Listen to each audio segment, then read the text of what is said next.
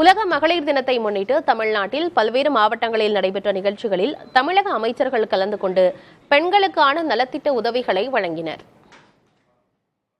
வேலூர் மாவட்டம் காட்பாடியில் மகளிர் சுய உதவி குழுக்களுக்கு நேரடி வங்கிக் கடன் வழங்கும் நிகழ்ச்சியில் கலந்து கொண்ட தமிழக நீர்வளத்துறை அமைச்சர் துரைமுருகன் 817 மகளிர் சுய உதவி குழுக்களுக்கு 88.27 கோடி ரூபாய் மதிப்பிலான வங்கிக் கடன் உதவிகளை வழங்கினார்.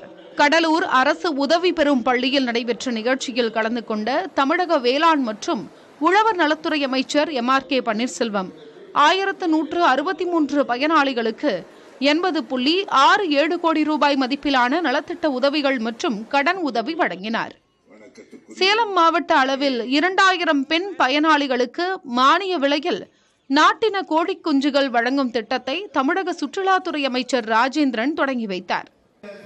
ஈரோடு மாவட்டம் சித்தோடு அரசு பொறியியல் கல்லூரியில் நடைபெற்ற நிகழ்ச்சியில் கலந்து கொண்ட வீட்டு வசதித்துறை அமைச்சர் முத்துசாமி மகளிர் சுய உதவி குழுக்களுக்கு கடன் உதவி மற்றும் அரசு நலத்திட்ட உதவிகளை வழங்கினார்.